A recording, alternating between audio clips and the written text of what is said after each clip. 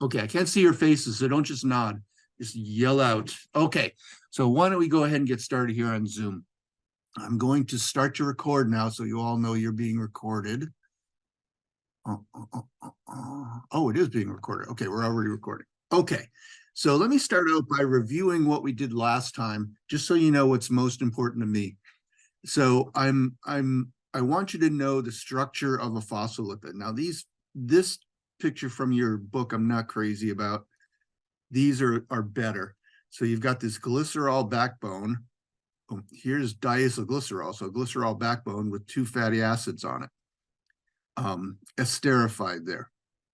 Now, once you start adding head groups over here, well, first you put a phosphate on it, and you get phosphatidic acid, and then you put these head groups on. We've got four main head groups here: serine, ethanolamine, choline, and inositol. Now, what you need to know here is choline. Let me. How do I? Come on, man. So choline, can you see my arrow here, guys? Yes. Yes, okay. So choline is the most prevalent phospholipid. You should know that. Also, serine is important in some signal transduction, phosphatidylserine. I'll review that in a second when we get down further in the notes. And then you've got ethanolamine, which is probably your least happy one because it gets the less attention if phospholipids can be happy. And then you've got inositol. Inositol is key to so much signal transduction. This is a really important one to know. It's just a cyclohexene ring with OHs all around, esterified here to the phosphate. And you'll see phosphates being put on these three alcohols here eventually: PIP, PIP2, and then PIP3. So this one's really important. I think at this point in your careers, you should be able to recognize the structures of these two. I mean, serine is just serine, right? It's an amino acid with one OH on that carbon, and that's where it's phosphoestered over here. Choline is just basically phosphatidylethynolamine, right? Ethanol here with an amine on it, ethanolamine. And then you put methyl groups on that amine, and now you've got phosphatidylcholine. And phosphatidylcholine is interesting in that it's positively charged because you've got a quaternary ammonium ion here. It's always going to be charged. So you should know those structures. And then here's lysophosphatidic acid. When you cut off that, you cut off the head group, and then you cut off that one fatty acid there. And this is important in signal transduction as well. So you should probably know that one. Okay, so here's your phospholipid.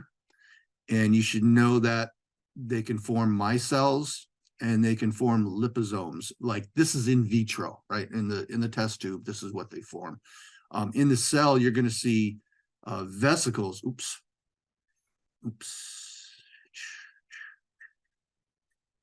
You're going to see vesicles that are similar in shape to liposomes, but a lot bigger. And another thing I pointed out, which is kind of interesting, is these are being used now for drug delivery.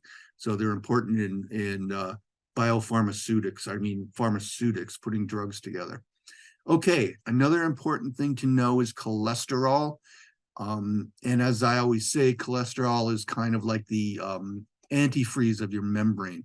Membrane fluidity is very important. It has to be modulated to the right amount of fluidity, right? It can be really gel-like or thick. It can be really liquid like butter, like really fluid, right? And it needs to be in the right fluidity to keep all your membrane proteins working right. So cholesterol is going to help with that by kind of modulating that, making it less gel-like at cold temperatures and less fluid at high temperatures. And this is a really crappy figure. Basically, all I'm trying to say here is these lipids are constantly turning over, right? Your plasma membrane is bringing lipid out and putting lipid back in. All the membranes, the smooth, rough, Golgi in the body, in the cell, are constantly swapping in and out lipids. I guess that's about all I wanted to say here. And then you've got the idea that, you know, the outer leaf of the plasma membrane and the inner leaf are not identical, right? Your outer leaf,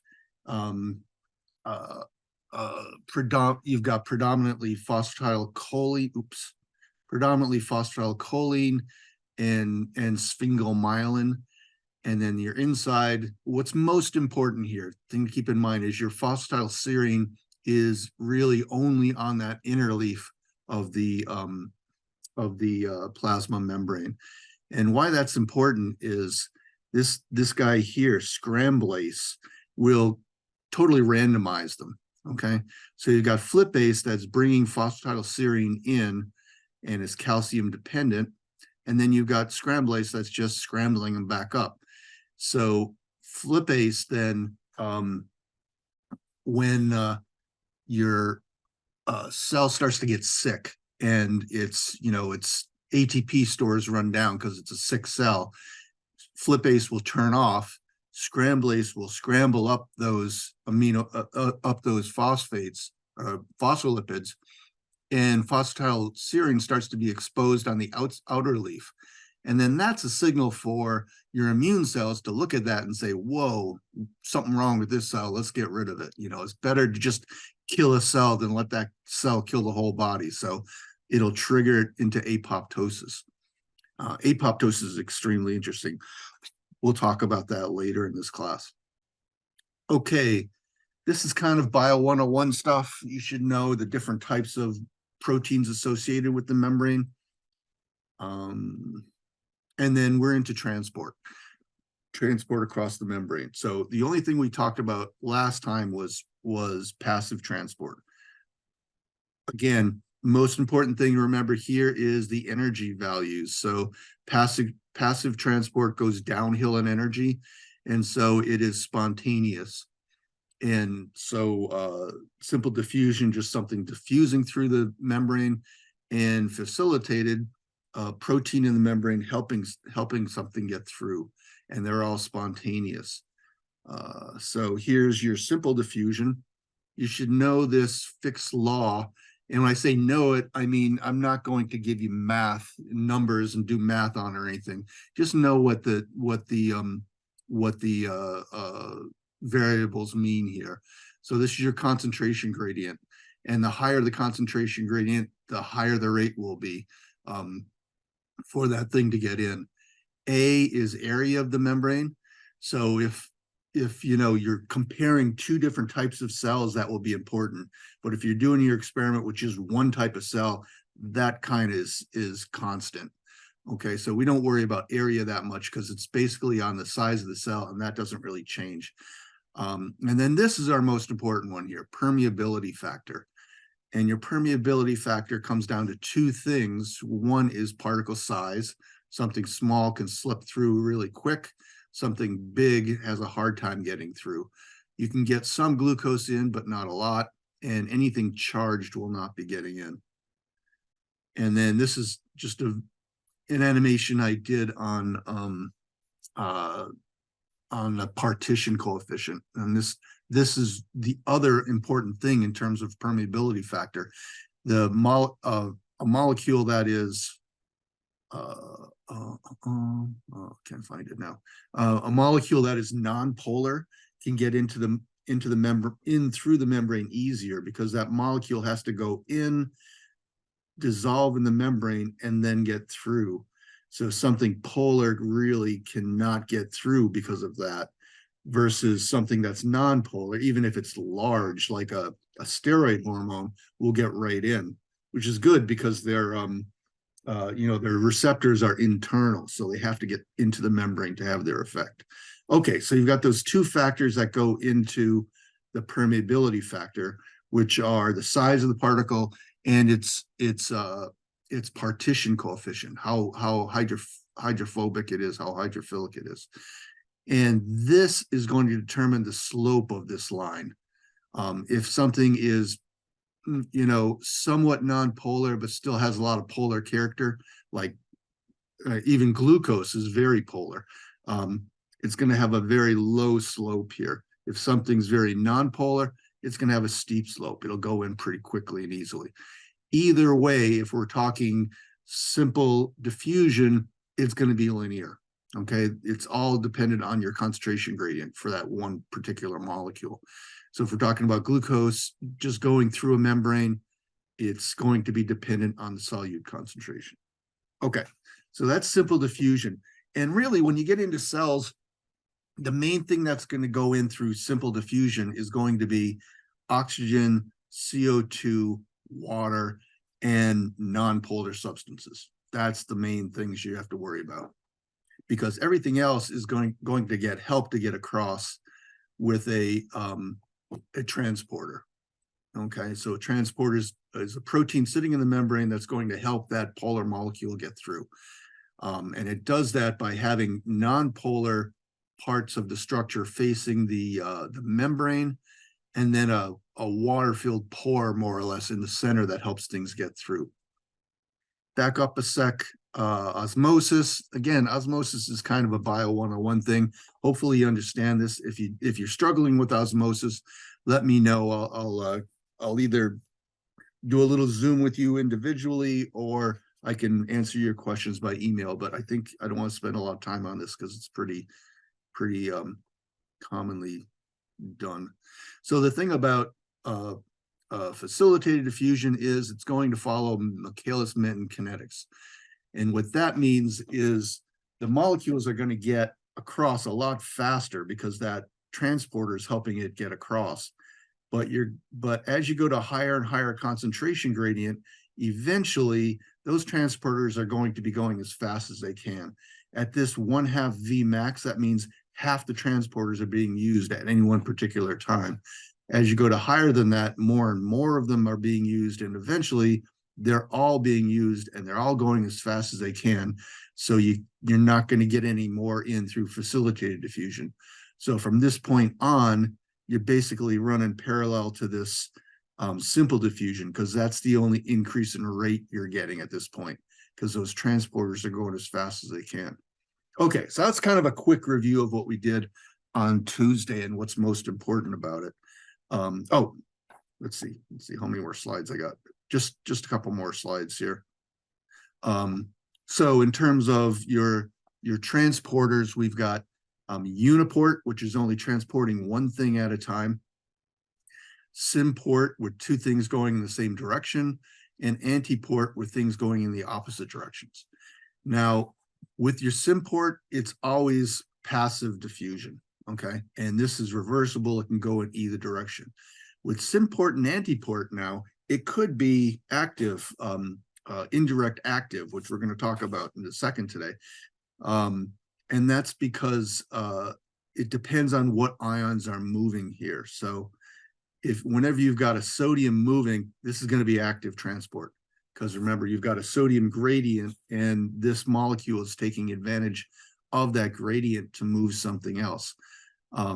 When you've got antiport, it could be active or it could be passive, because you've got this, which is your sodium hydrogen antiporter. That's passive, because it's not going to be dependent on the concentration of sodium here. Well, actually, it's dependent on both sodium and hydrogen concentrations. So we may get into some examples of that. I'm not sure. But anyway, what was I trying to? Oh, okay. So the reason you've got antiport here is because you've got a positive charge going out and a positive charge coming in, and that balances out the charge movement. And so that allows this to be passive. In terms of an active, you've got your sodium calcium exchanger, NCX. Sodium calcium exchanger will have 3 sodium going out for 1 calcium going out for 3 sodium coming in, and that's being driven by the sodium gradient. We'll talk more about that later today. Okie doke. In channels, we're going to talk a lot about channels today, so I don't want to spend a lot of time on this. And then you've got your water channels. And I don't talk much about these in the class, so I'll review them here. basically, these are channels that,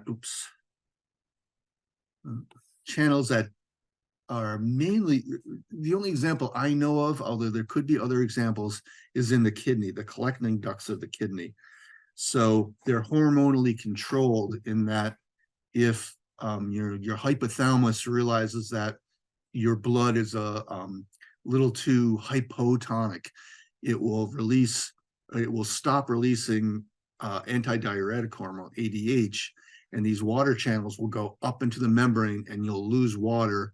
You'll get more dilute urine, and then your tonicity will come back down in your blood.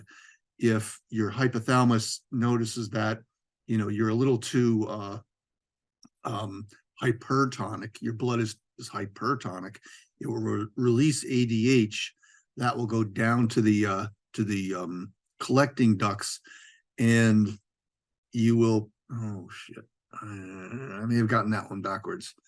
Let's see, if you're hypertonic, you will want to save water, so you'll have fewer water channels going into the collecting ducts, more concentrated urine until your body gets back up to its normal, back down to its normal tonicity. So these water channels are really important for that.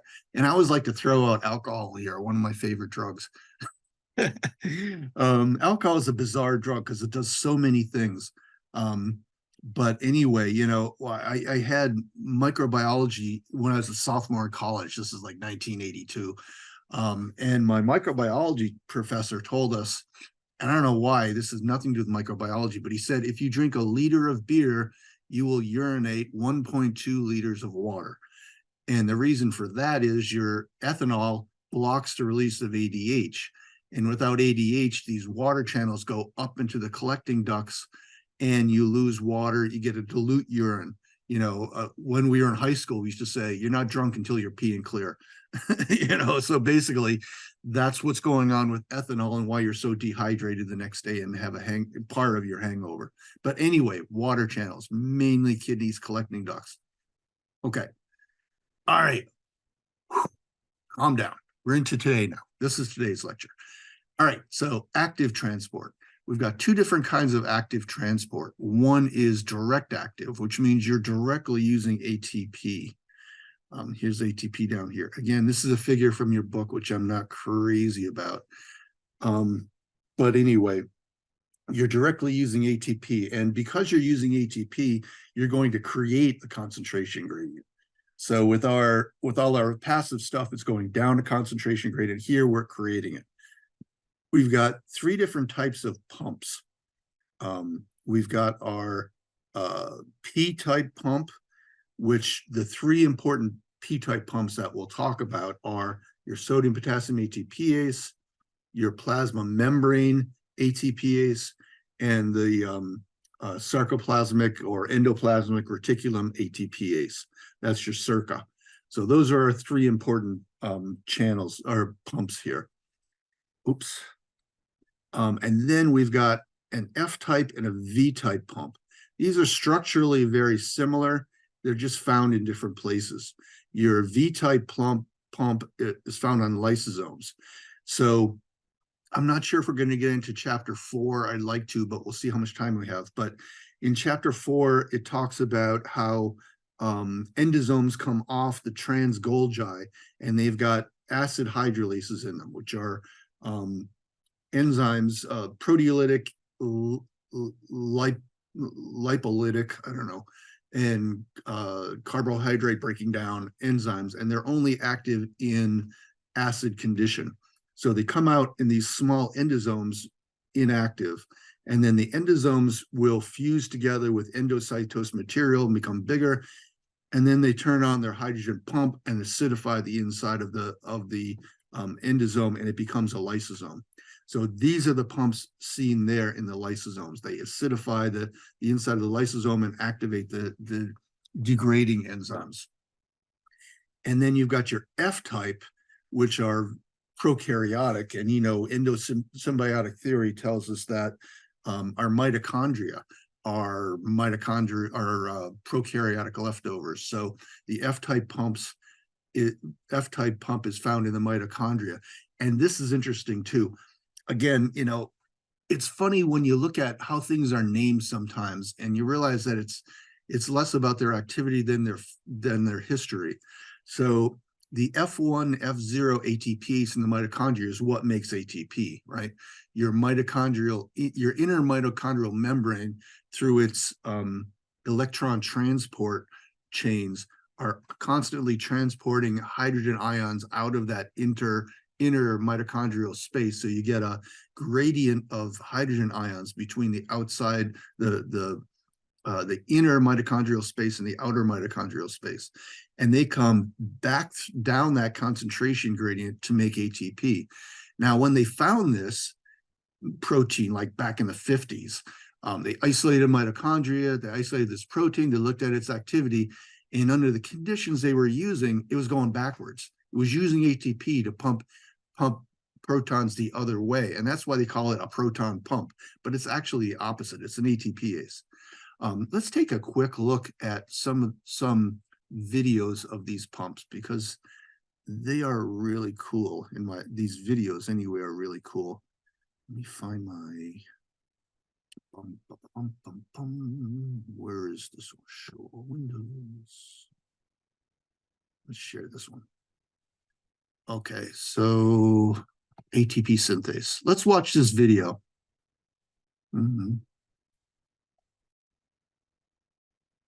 Quick question, Matthew. You can nod because I can see your face. Can you see this ATP synthase in action? Okay, good. Let's watch this. We are looking at the turning gamma subunits and the epsilon subunits, and there's the C ring in the membrane.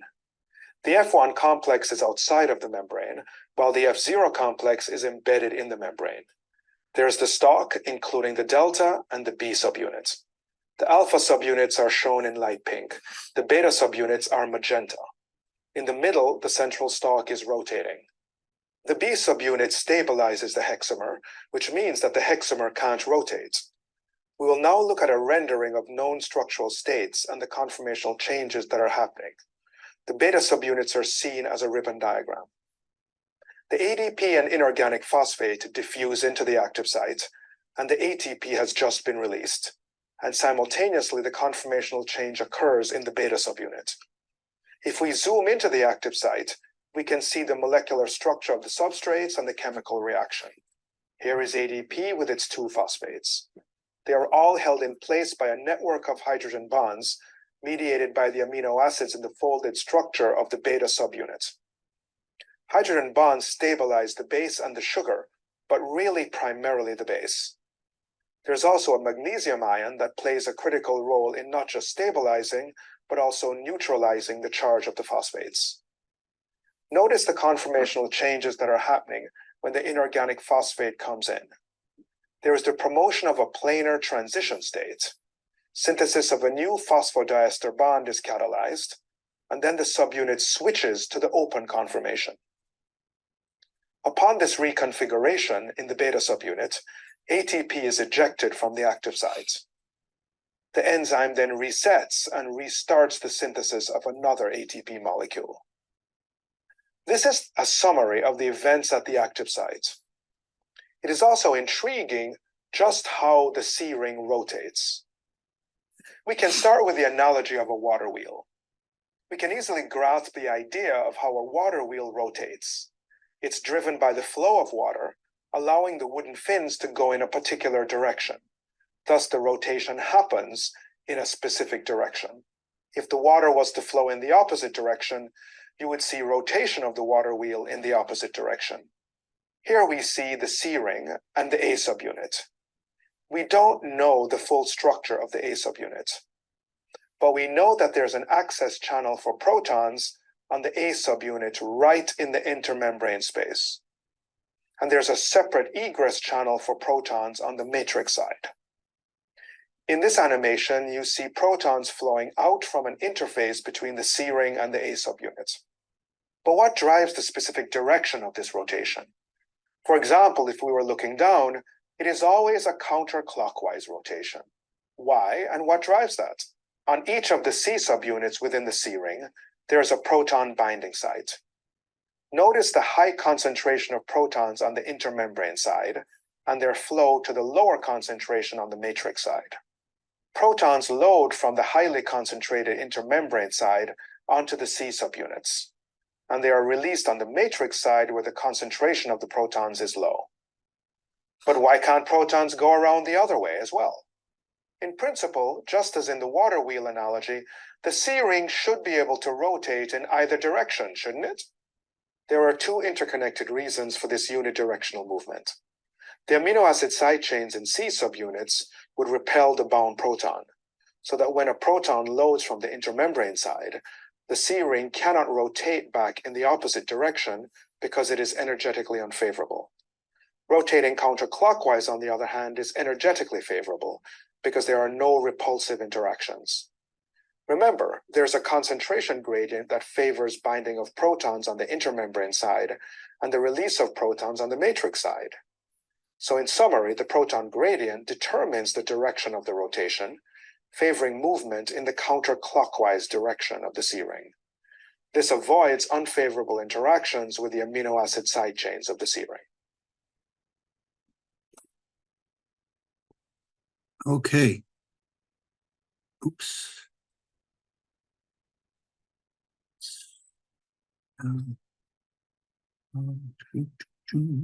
Share.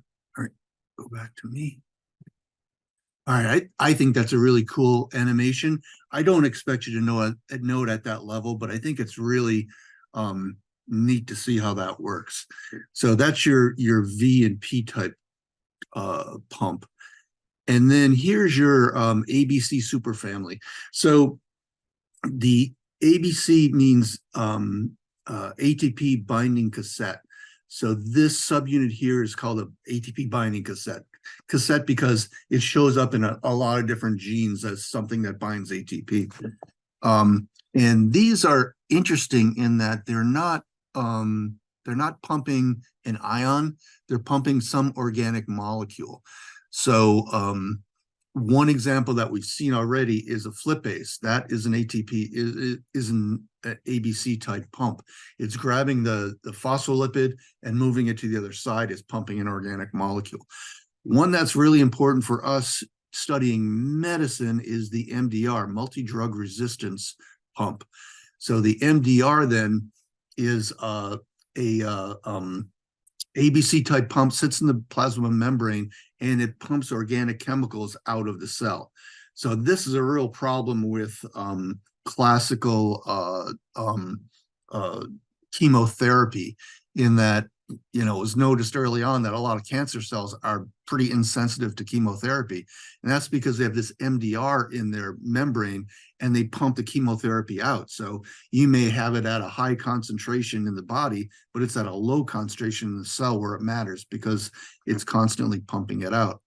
Let's take a quick look at how that works, because I think this is a pretty cool animation as well.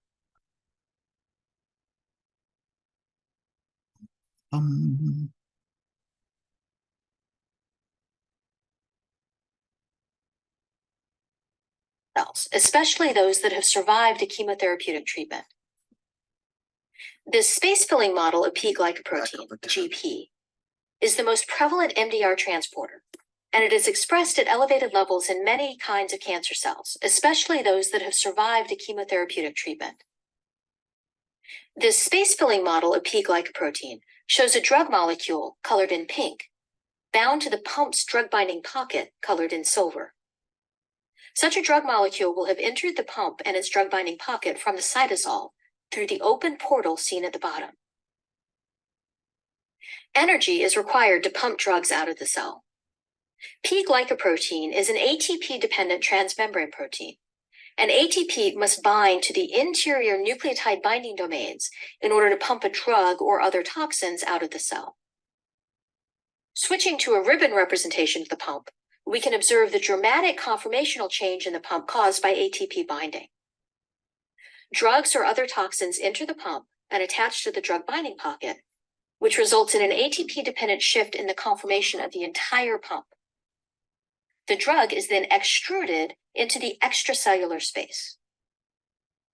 Rotating the structure 90 degrees in the same plane, we can observe the pumping action and the opening and closing of the cytosolic and extracellular ends of the pump. In a third view, we observe the pump through its channel, looking down from the extracellular side.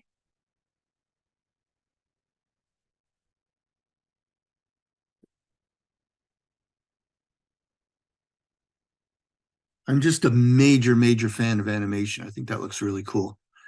All right, I want to do the P-type pump now too, before we move on to talk more about it. Go away. Oh, not this one. Hang on.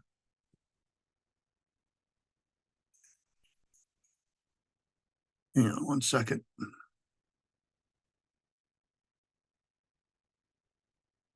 Okay, so here's a space filling model of the sodium potassium ATPase, which is a P-type pump. The problem with this animation is it's very fast. So I'm going to slow it down to a quarter speed so we can watch it happen. So again, what we're watching here, and I'm going to go into the mechanism in detail because I think the mechanism here is important, is the enzyme has got two conformations, the E1, the E2. E1 is low energy conformation, the E2 is a high energy conformation. So what happens here is well, you can start anywhere, but we'll start in the low energy conformation state. Sodiums bind from the inside of the membrane. So you'll get 3 sodiums to bind. Then an ATP will bind to it, and the ATP will, the sodium potassium ATPase will autophosphorylate itself. So it's basically going to take, whenever you think phosphate, think big, ugly, negative charge, because it's going to phosphorylate itself and put this big phosphate in an area that has got other negative charges. You get charge repulsion, and the whole conformation of the protein changes. And when that happens, it opens to the outside. It's more or less absorbed that energy from the ATP, goes into its high energy state, E2, and now it's open to the outside. The sodium go out, and it's stuck in that position until 2 potassium come in. The 2 potassium come in, and then it dephosphorylates itself, and it goes back to the E1 conformation. So let's watch that happen. So here come our sodiums sneaking into the center. Down below, you see the ATP here, and it phosphorylates itself, and that causes it to change conformation. ADP leaves, and now it's open to the outside of the cell. Potassiums go out. Sodiums go out, potassiums come in. And now it's going to dephosphorylate itself.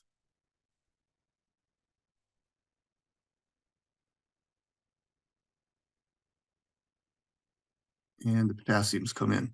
Come on, potassiums. Yeah, it stopped right before, but I love animations. If you look around here, this is the Okazaki fragments and DNA replication happening. There's just some gorgeous animations here. But escape. Let's watch a not gorgeous animation. This is one I made, kind of showing the same thing. It's showing the E1 and E2 conformations here. So in the E1 conformation, sodiums come in and bind, and ATP binds. You get autophosphorylation, and it changes conformation. Sodiums go out, potassiums come in. So it's an E2 now, and phosphate comes off. It goes back to E1, and the potassiums come in. So keep that in mind. That's something that's kind of important to me, the whole E1, E2 conformation thing, where E1, let me change my share back to this. So in This video was brought to you by my supporters on Patreon. Learn how you can make more episodes of this show by visiting patreon.com/clockworkshow. What you're looking at right now is one of the most ancient and fundamental machines common to almost all life on Earth. Oh, shut up. And looking at it... Okay. Sorry about that. Now I'm going to share that screen again.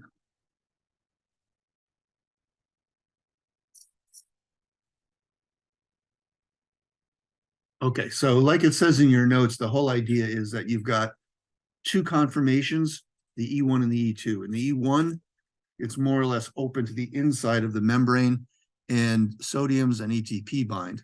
Then the molecule autophosphorylates, that puts it into this E2 conformation, and then it's open to the outside. And then the sodiums come out, potassiums come in, and it dephosphorylates, goes back to E1. Okay, so that's our P-type pumps, and they all operate like that. Okay, and now we're into indirect active transport. Now, in your book, I think they call it secondary active transport. Sometimes it's called coupled transport. But what's most important to remember is this is active transport, and it's active transport because you're using energy, which is stored in the concentration gradient of one ion, and you're using it to move something else against its concentration gradient. So remember back to delta G, when you've got a concentration gradient, that represents a very low entropy. And so it wants to increase its entropy by coming back, by that ion coming in. So that's the energy that's being used to do this. So typically it's sodium. It can be hydrogen on occasion. I think prokaryotes use hydrogen more than sodium.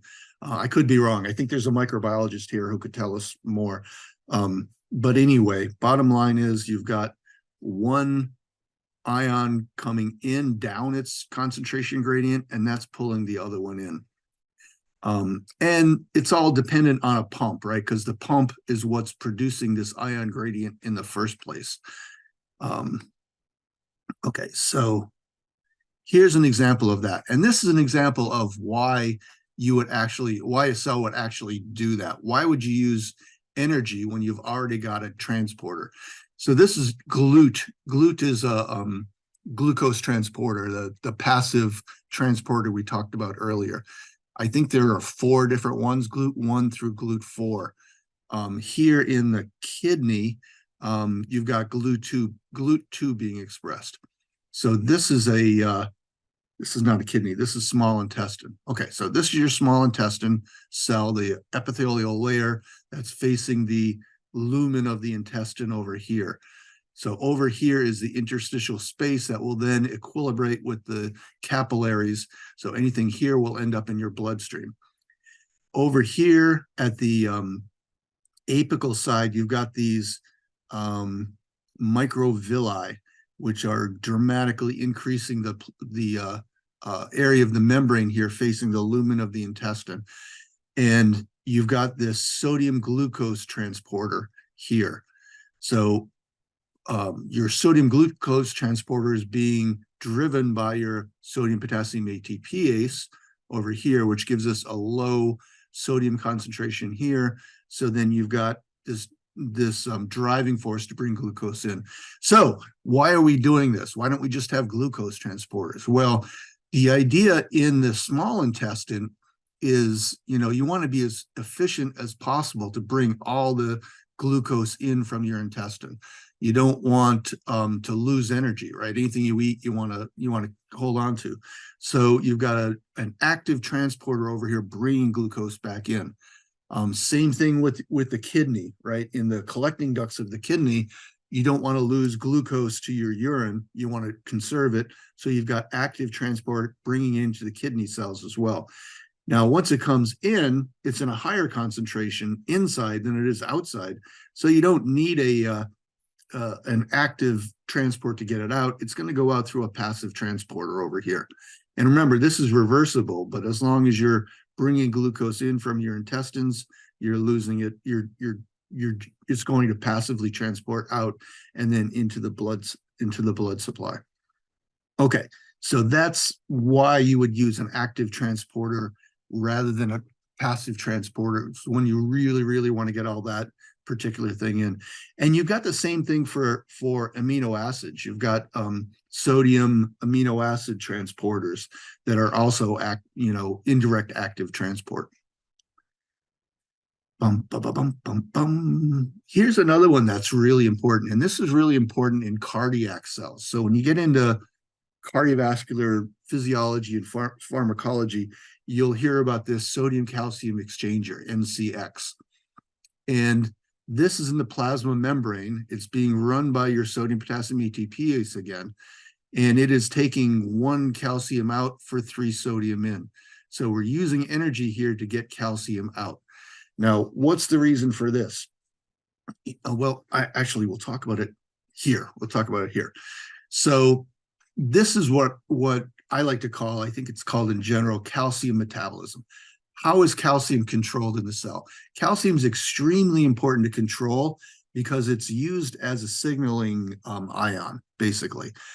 Calcium is relatively high outside the cell, and this interstitial calcium is being set by your hypothalamus, basically, right? So your hypothalamus is setting all these set points in your body. What should your glucose level be? What should your body temperature be? Probably body weight too. It's setting all these things by releasing hormones. So your parathyroid hormone, things like that, are controlling this extracellular. And I like to stress that because sometimes students think that the cell is controlling extracellular calcium, but it's not. Your body physiology is. Okay, so interstitial calcium is about 2 millimolar.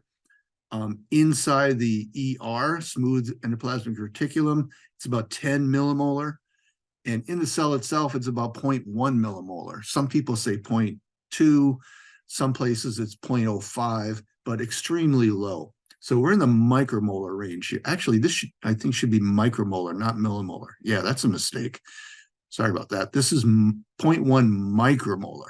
So this is extremely low. And the reason for that is when calcium comes, where am I? When calcium goes up in the cell, it usually binds to like calmodulin. That activates a bunch of enzymes, and it causes changes in cell physiology. In a smooth muscle, it'll cause contraction. In skeletal and cardiac, it causes contraction. So it's really important to control calcium because then it's being used as a signaling ion. So how do we control calcium in the cell? We'll talk later about signal transduction, but in the smooth endoplasmic reticulum, we've got a pump here, the SERCA, and SERCA pumps calcium into this SR, and that's how it gets really high. Keep in mind too that inside the ER you've got calcium binding proteins, so it's not like you've got all these positive charges bouncing into each other. That would be extremely bad. There's calcium binding proteins in there that help to neutralize some of that positive charge. But anyway, we've got the SERCA here pumping calcium in.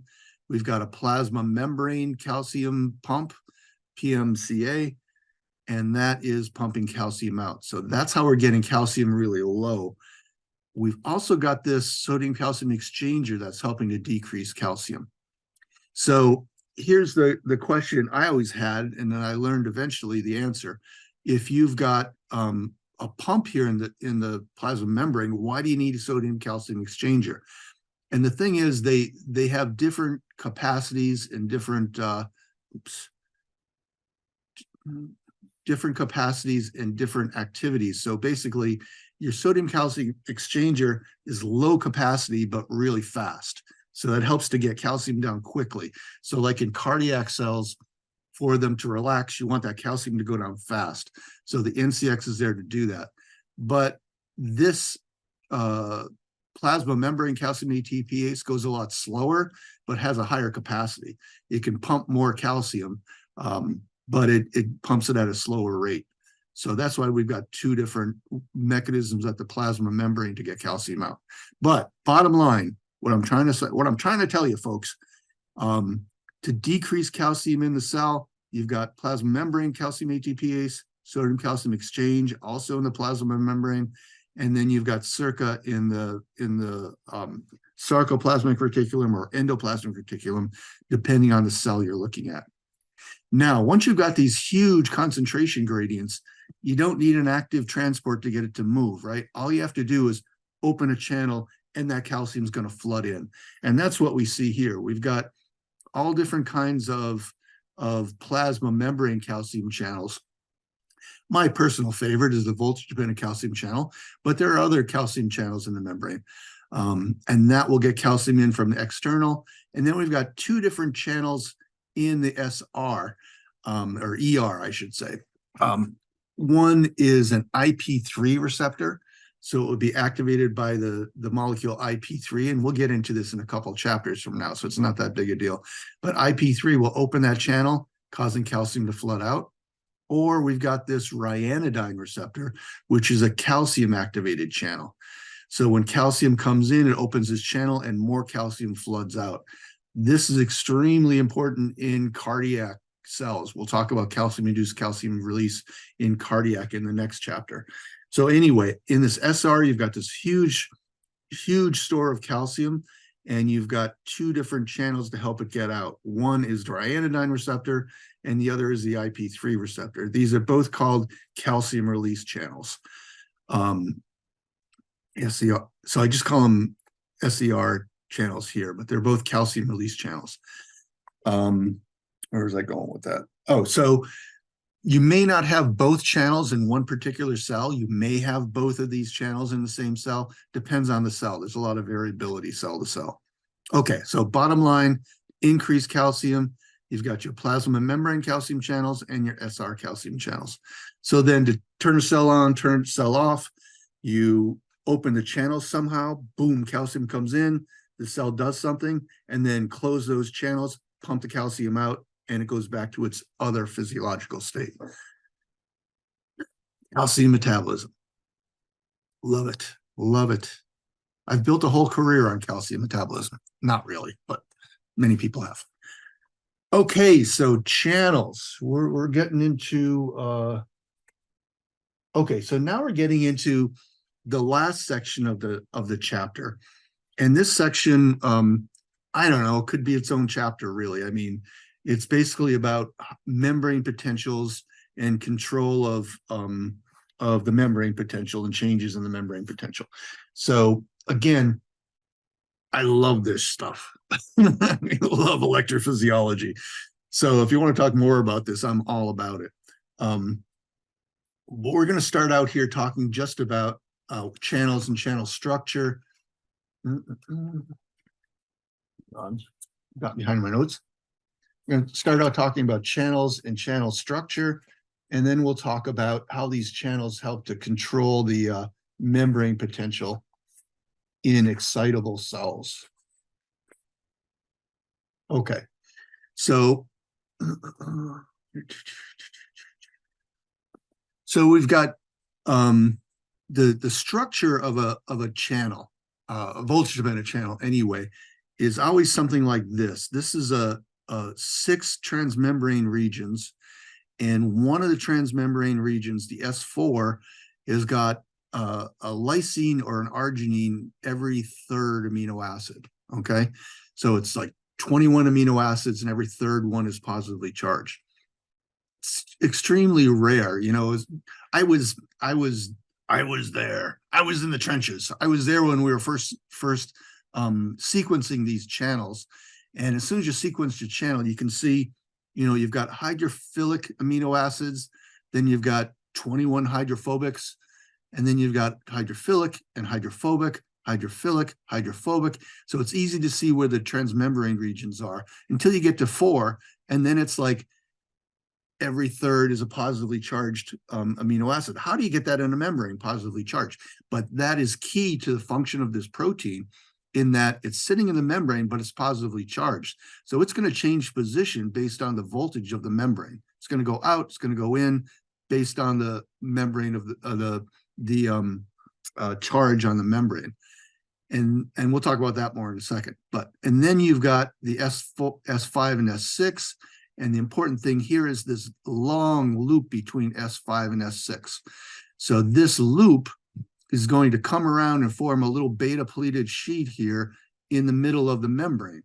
So that is the water-filled pore where the ion can come through. And also it's got amino acids here that are kind of like feeling what's coming through and they're only going, they're going to be selective. They're only going to let one particular ion go through. So if it's sodium channel, you're only getting sodium, no potassium. If it's potassium, you're only getting potassium. Same thing with calcium. So this is your selectivity filter. And then you've got the S6 and then another hydrophilic stretch. So this is kind of like, if this is the way potassium channels are. This is all a potassium channel is. But then 4 of these come together.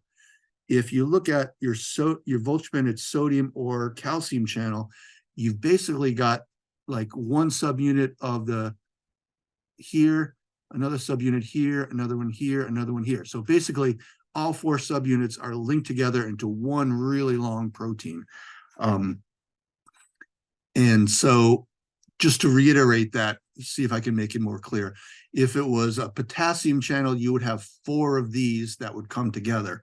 In the sodium and calcium channel, it's all one big protein, but it's as if it was 4 different subunits coming together. But anyway, this is what it looks like. This is what it never looks like. Okay, never in the cell would it look like this. But that's splayed out so we can see what it actually is. So here you've got your S4 segment, your loop into the center, and then another S4 segment, the loop in the center, S4 loop.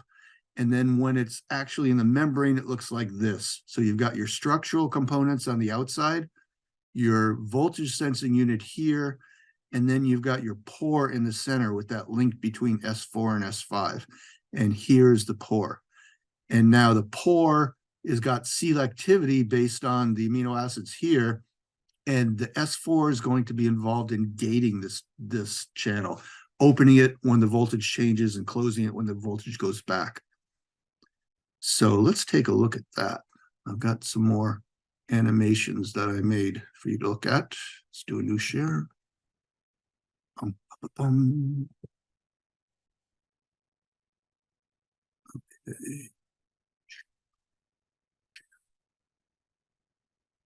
Okay, so here, this is kind of a sideways view of it. You can see the pore in the middle. The gate is basically down here. It's not like a physical gate. It's just that the channel comes together so nothing can get through. And when nothing's going through, you still have ions bound here and just waiting to go through. Now, when the voltage changes, it opens, and now you've got ions going through. When the voltage goes back, it closes and goes back that way. That's more or less how it works. Now let's look at, come here. Oh, sodium potassium ATPase again. That's not what I want either. Okay, hang on one sec. I'll be right back.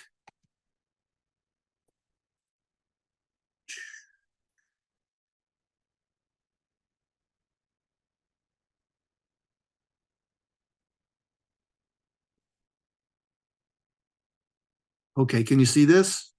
Can you see this depolarize over here? Yes, okay. So here's how it works. This is your S4 segment, okay? And normally a cell at rest is negative on the inside, positive on the outside. When you depolarize, okay, now it's negative outside, those positive charges on that S4 pull it back and opens the channel, and now sodium's going through. When you repolarize, it goes back. So that's your voltage dependent channel is being controlled by that S4 segment. And again, selectivity based on that part. Now, there are other types of channels as well. This is an ionotropic channel. So this would be like your nicotinic receptors, which are found in the ganglia of autonomic neurons. Very important for autonomic pharmacology. They're also found centrally in the brain. Another thing that will be like this is your NMDA receptors. NMDA is a drug that activates these specific glutamate receptors in your brain. So in your brain, you've got 2 different kinds of glutamate receptors. The main one, the most important one, is the NMDA receptor. All the excitatory activity in your brain is activated by these NMDA receptors. They're very key to your brain. In fact, if you shut them down, what happens? You go to sleep. And that's what ketamine does. It blocks these receptors and it shuts your brain off. Ketamine, PCP, dextromethorphan. But anyway, it's an ionotropic receptor, which means that the receptor is also an ion channel. So these just work. These you find in synapses. When the neurotransmitter comes out, it opens the channel and sodium goes through and you get excitation, right? We flip the membrane potential, right? It's positive inside now. Remove the neurotransmitter and it goes back to rest. So that's your ionotropic receptors, which are most important for me anyway, are the nicotinic receptor, autonomic pharmacology, and brain pharmacology, and centrally your glutamate receptors, your NMDA receptors. You also have, I don't have it here, I've got another animation of it, chloride channels that are activated by neurotransmitters. You've got GABA receptors, gamma aminobutyric acid, GABA receptors, and glycine receptors. And they do the same thing, except they're passing chloride. And when chloride comes in, it actually gets more negative inside. So they're inhibitory. We'll get into that, I think, in the next class. But anyway, ionotropic receptors. Another type of receptor that links to an ion channel is metabotropic. So here's kind of a general look at what a metabotropic receptor is. You've got a receptor, and then you've got a channel that's not part of the receptor, but there's some process in the middle that causes it to activate. So here we had our neurotransmitter, activates like a G protein. The G protein then activates the receptor and it opens. Or I mean, activates the channel and it opens. So that's your metabotropic receptor, your metabotropic channels. And it will just keep repeating as long as neurotransmitters there. Okay, I went off on a rant there. Let's go back to our notes and find out what the heck I was supposed to be talking about. Time is at 12:07.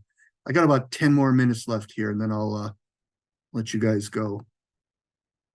Okay, so where was I? Okay, so channel structure, channel gating and selectivity, and then how these things work. Here's our metabotropic.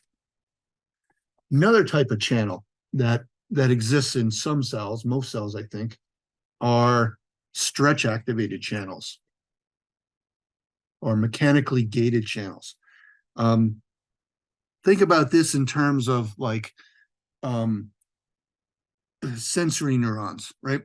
Sensory neurons are going to initiate action potentials based on some change in their structure.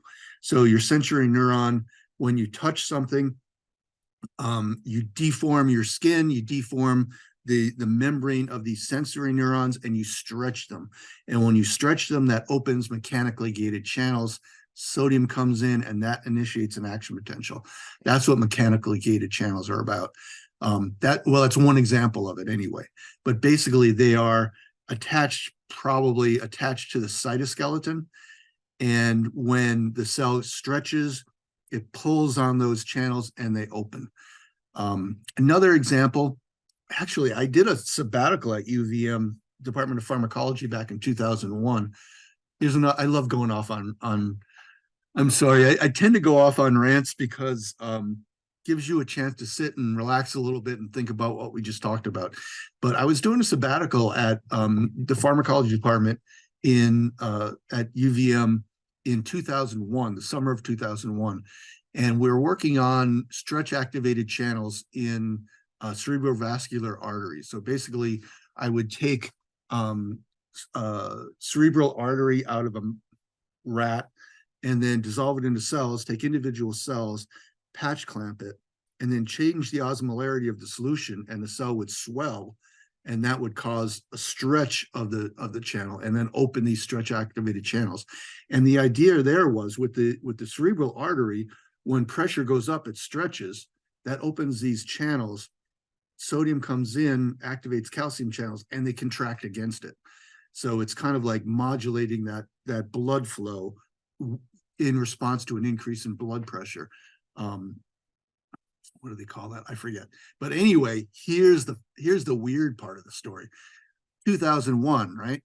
So I'm sitting, I just killed a rat and I took the artery out of it and I'm just about to start experiments and I hear, what happened? A plane hit the World Trade Center. Like, oh, well, that's kind of weird. But then I'm like, well, back in World War II, a plane hit the Empire State Building. Sometimes planes hit buildings. Then I hear, what? Hit the second building?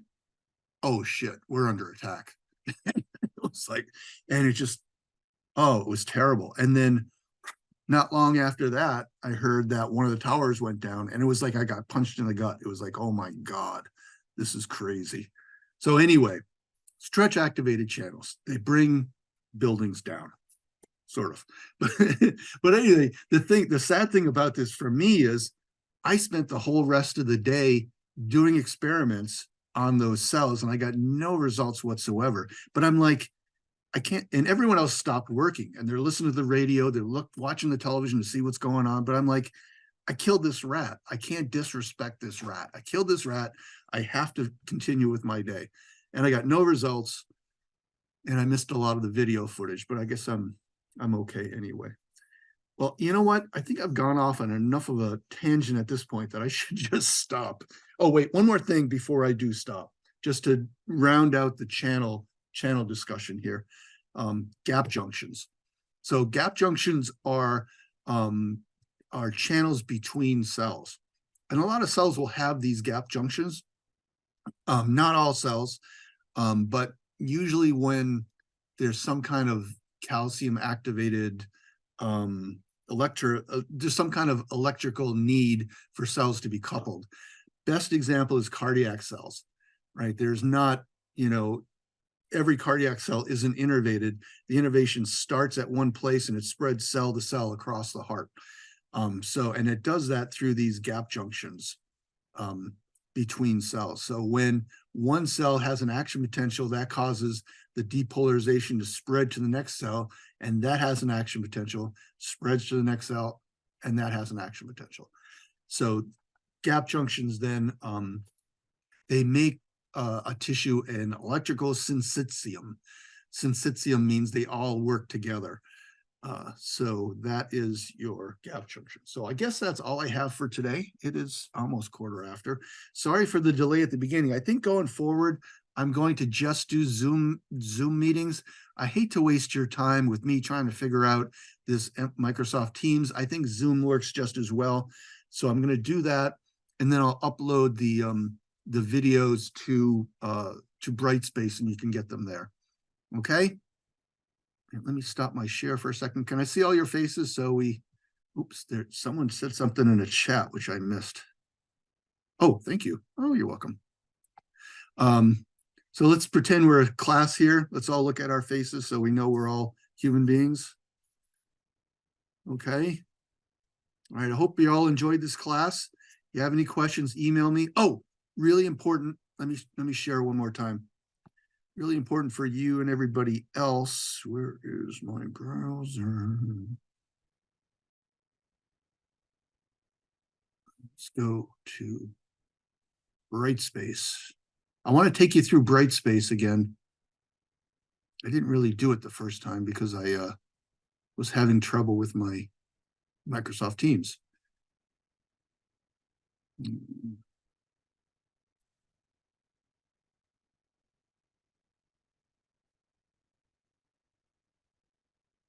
Okay, so here's Brightspace, announcements, content and activities.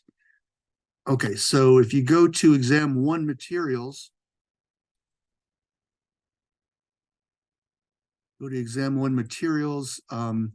Here are the videos of previous, oh no, these are videos that you can look at that, I've shown you some of them I haven't shown you, some we haven't gotten yet. So that's where your videos are.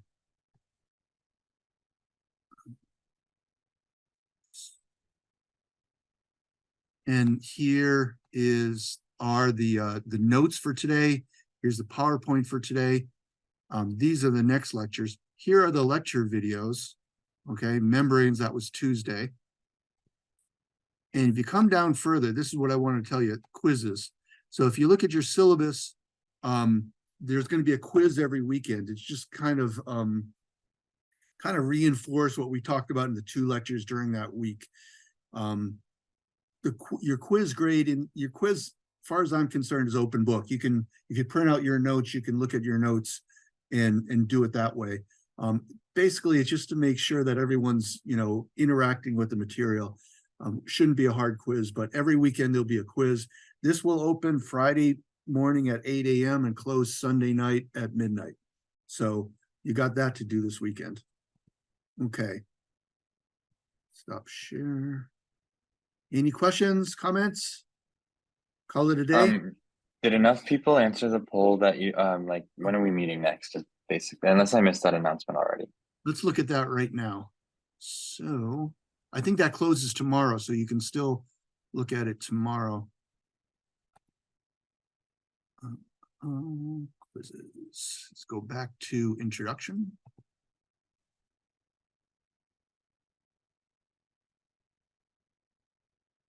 Synchronous lectures. Patient survey. Those results. So it's looking like Monday at 11 o'clock, which is great for me. That's really what I was hoping for. So unless you want something else, you can get in there and do your vote now, or anyone can. So that's where we're at. Okay. So unless something, Thank you. that'll be our next lecture. Okay. Thanks a lot, guys. Let's go get some lunch. Thank you. Thank you.